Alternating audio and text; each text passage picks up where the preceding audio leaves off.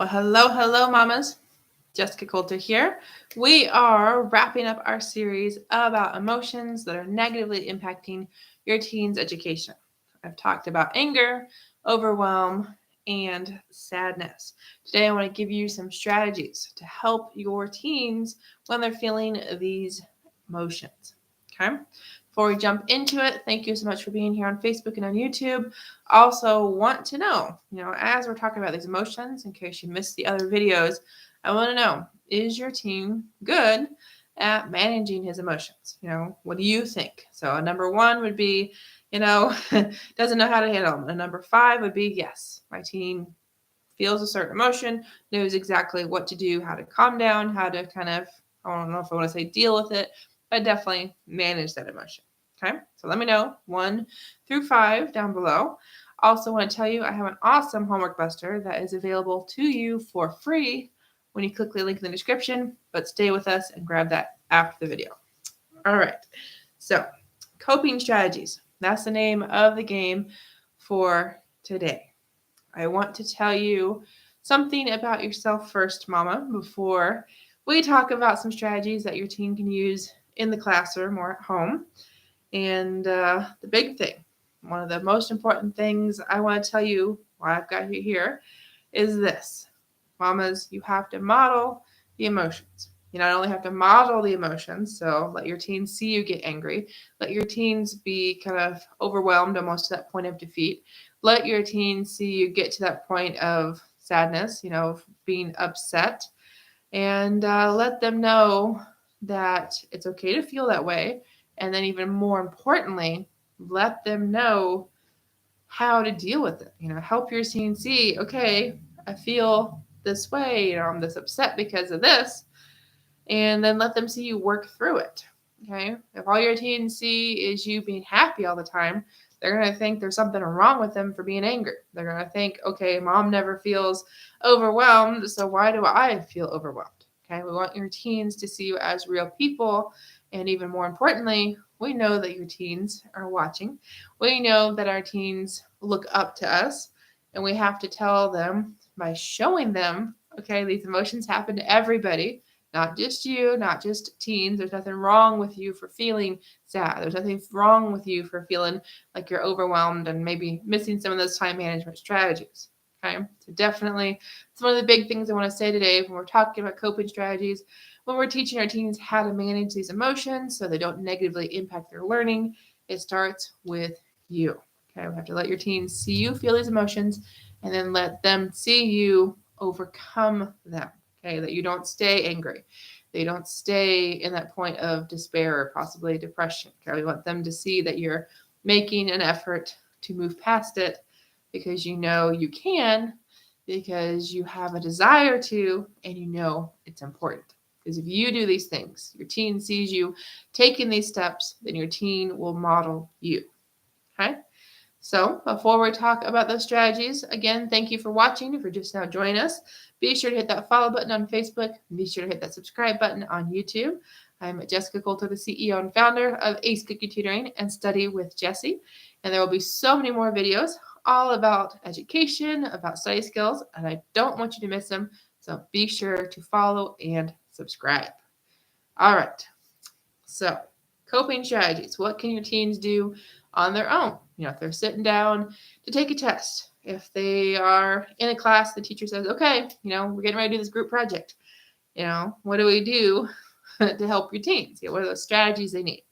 Well, there are definitely things that I've shared this week throughout the other videos for my personal use, because like I've said before, I'm not a counselor, not a therapist, not, some kind of brain expert, psychologist, or anything like that, but definitely have had the pleasure to interview a lot of people in those fields through my various events. So definitely want to share with you what they've shared with me, let alone some other things that I personally use. And, I tell my students that go through my Love to Learn program when we're talking about confidence, because I'm going to tell you emotions play a huge role in your teens' motivation and in their confidence, which are both study skills that I teach. So, number one coping strategy to share with you that, like I said, I've learned from many others has to do with breathing strategies. Okay, there's so many different types of breathing strategies. If you type in breathing strategies to for teens, you'll find hundreds of things online. But one of them that's really simple is just literally a deep breath. Okay, so that's something that can really calm your teen down, really help your teen regulate those emotions. So, that's something, again, something you can practice at home, mamas, in the car. Let your teens know, there's no shame in taking a couple seconds to just really take a deep breath and hold it in and then release it.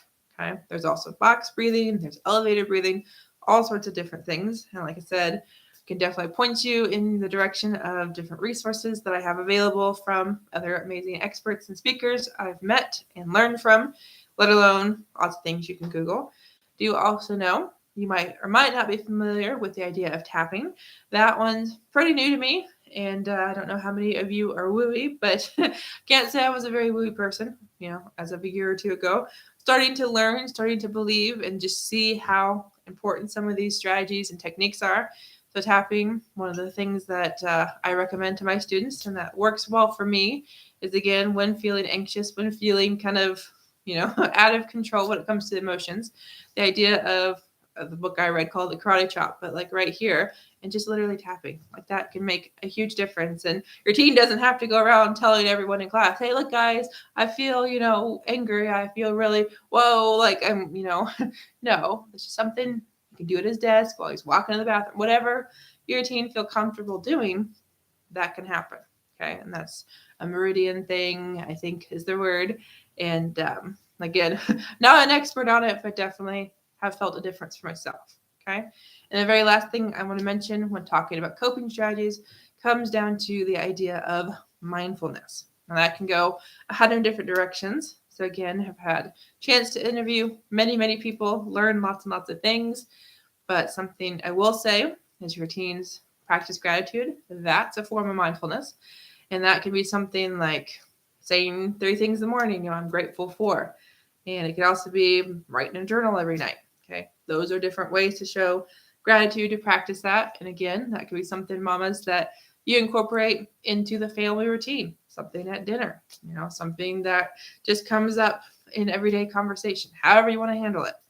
Also, mindfulness can be literally going outside, without the technology, and a family walk. It could be just having your teen go outside for like 10 minutes and just be. Okay. It can also be self-talk. Okay. That's part of mindfulness as well. So whenever you, mamas, you say to yourself, I can't do it, I'm dumb, I'm whatever, if you say those things out loud, your teen hears them. And like we talked about earlier with the modeling, your teen hears you say that, and your teen might look up to you. We know your teen looks up to you.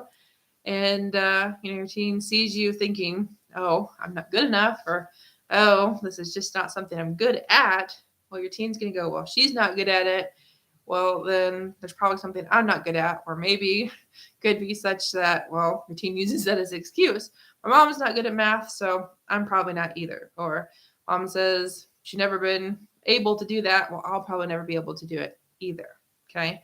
So you definitely want your teens to believe in themselves. And the idea of growth mindset also comes into play. We've touched on that a little bit earlier this week, but definitely we want your teens to believe they can. Because if they believe they can, they will. Something as simple as, I will get this homework assignment done on time. I can learn this new science term. Whatever is going on, your teen can do it, but you have to believe so they can believe.